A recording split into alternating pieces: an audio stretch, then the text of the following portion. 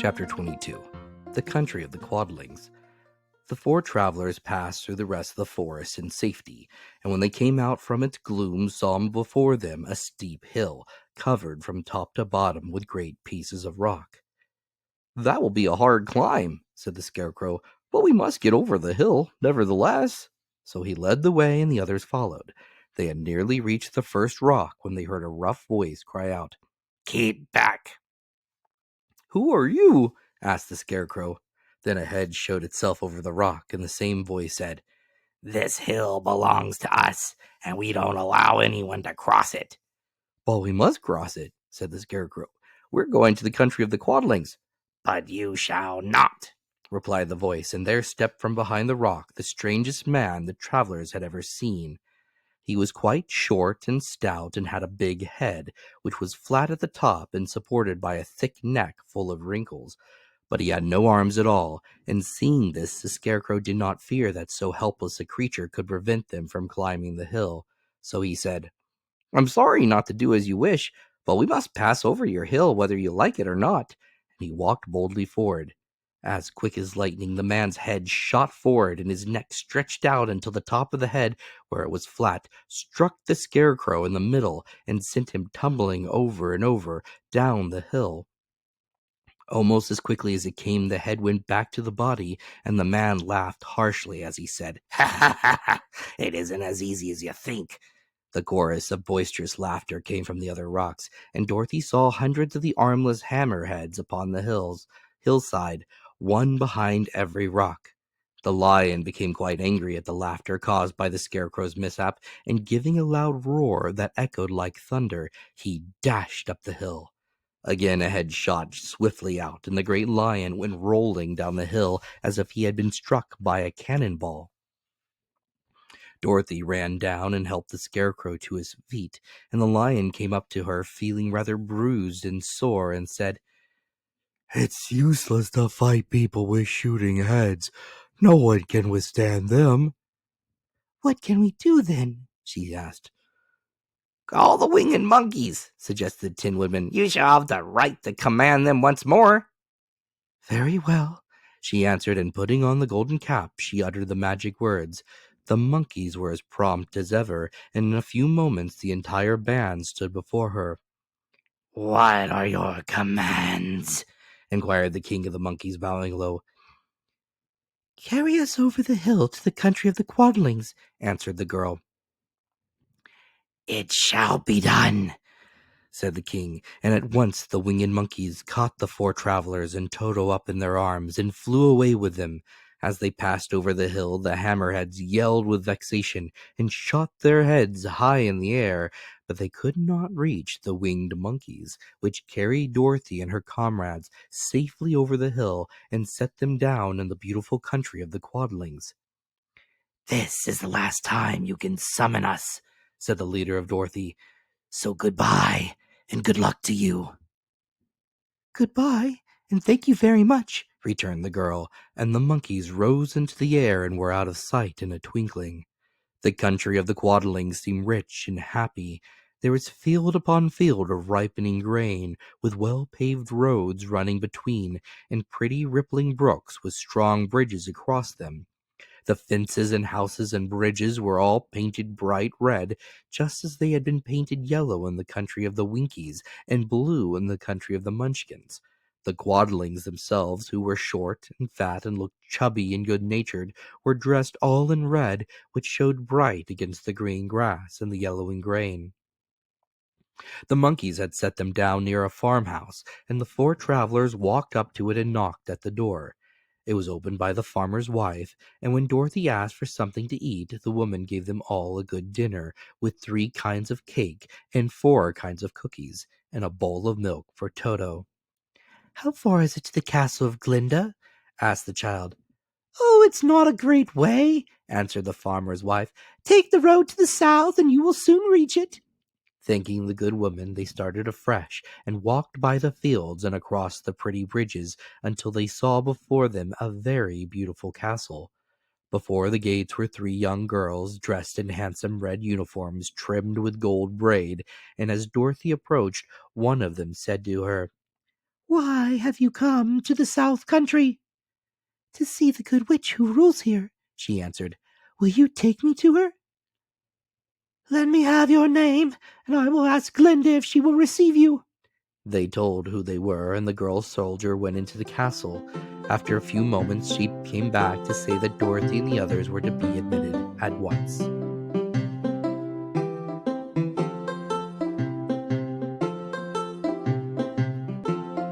Chapter 23. Glinda the Good Witch grants Dorothy's wish. Before they went to see Glinda, however, they were taken to a room of the castle where Dorothy washed her face and combed her hair, and the lion shook the dust out of his mane, and the scarecrow patted himself into his best shape, and the woodman polished his tin and oiled his joints. When they were all quite presentable, they followed the soldier girl into a big room where the witch Glinda sat upon a throne of rubies. She was both beautiful and young to their eyes. Her hair was a rich red in color, and fell in flowing ringlets over her shoulders. Her dress was pure white, but her eyes were blue, and they looked kindly upon the little girl. What can I do for you, my child? She asked. Dorothy told the witch all her story, how the cyclone had brought her to the land of Oz, how she had found her companions, and of the wonderful adventures they had met with. My greatest wish now, said she added, is to get back to Kansas, for Aunt Em will surely think something dreadful has happened to me, and that will make her put on mourning. And unless the crops are better this year than they were last, I am sure Uncle Henry cannot afford it. Glinda leaned forward and kissed the sweet upturned face of the loving little girl. Bless your dear heart, she said. I'm sure I can tell you of a way to get back to Kansas. Then she added, But if I do, you must give me the golden cap. Willingly, exclaimed Dorothy. Indeed, it is of no use to me now, and when you have it, you can command the winged monkeys 3 times. And I think I shall need their service just those 3 times, answered Glinda, smiling. Dorothy then gave her the golden cap, and the witch said to the scarecrow, What will you do when Dorothy has left us? I will return to the Emerald City, he replied, for Oz has made me its ruler, and the people like me. The only thing that worries me is how to cross the Hill of the Hammerheads. By means of the golden cap, I shall command the winged monkeys to carry you to the gates of the Emerald City, said Glinda, for it would be a shame to deprive the people of so wonderful a ruler. Am I really wonderful? Asked the scarecrow. You are unusual, replied Glinda. Turning to the Tin Woodman, she asked, What will you become of you? What will become of you when Dorothy leaves this country? He leaned on his axe and thought a moment, then he said, The Winkies were very kind to me and wanted me to rule over them after the Wicked Witch died. I'm fond of the Winkies, and if I could get back again to the country of the West, I should like nothing better than to rule over them forever. My second command to the winged monkeys, said Glinda, will be that they carry you safely to the land of the Winkies. Your brains may not be so large to look at those of the Scarecrow, but you are really brighter than he is when you are well polished, and I'm sure you will rule the Winkies wisely and well. Then the witch looked at the big shaggy lion and asked, When Dorothy has returned to her own home, what will become of you? Over the hill of the Hammerheads, he answered, lies a grand old forest, and all the beasts that live there have made me their king. If I could only get back to this forest, I would pass my life very happily there. My third command to the winged monkeys, said Glinda, shall be to carry you to your forest. Then, having used up the powers of the golden cap, I shall give it to the king of the monkeys, that he and his band may thereafter be free for evermore. The Scarecrow and the Tin Woodman and the Lion now thanked the good witch earnestly for her kindness, and Dorothy exclaimed, You are certainly as good as you are beautiful, but you have not yet told me how to get back to Kansas. Your silver shoes will carry you over the desert, replied Glinda. If you had known their power, you could have gone back to your Aunt Em the very first day you came to this country. Well, then I should not have had my wonderful brains, cried the Scarecrow. "I might have passed my whole life in the farmer's cornfield." "And I should not have made my lovely heart," said the Tin Woodman. "I might have stood and rested in that forest till the end of the world."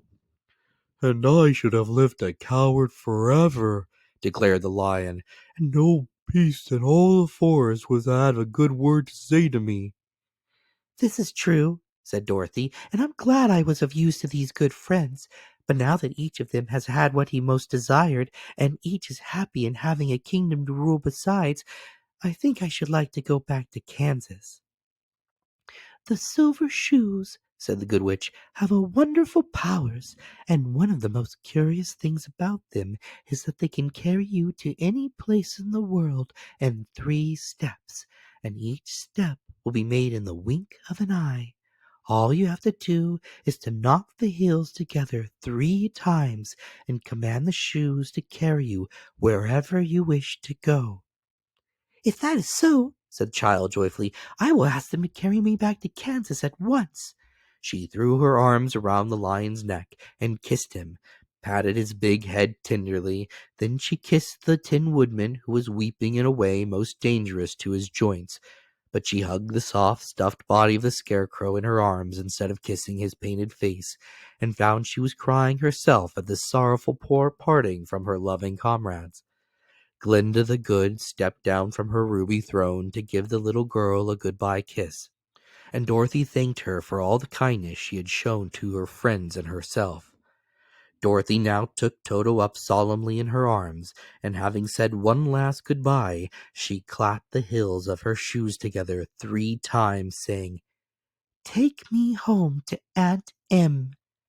Instantly she was whirling through the air so swiftly that all she could see or feel was the wind whistling past her ears. The silver shoes took but 3 steps, and then she stopped so suddenly that she rolled over upon the grass several times before she knew where she was. At length, however, she sat up and looked about her. "Good gracious!" she cried, for she was sitting on the broad Kansas prairie, and just before her was the new farmhouse Uncle Henry built after the cyclone had carried away the old one. Uncle Henry was milking the cows in the barn yard, and Toto had jumped out of her arms and was running towards the barn, barking joyously. Dorothy stood up and found she was in her stocking feet, for the silver shoes had fallen off in her flight through the air and were lost forever in the desert.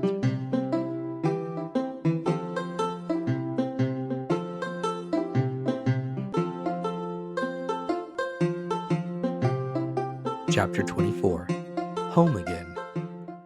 Aunt Em had just come out of the house to water the cabbages when she looked up and saw Dorothy running towards her. "Oh, my darling child!" she cried, folding the little girl in her arms and covering her face with kisses. "Where in the world did you come from?" "From the land of Oz," said Dorothy gravely, "and here is the Toto, too, and oh, Aunt Em, I'm so glad to be home again."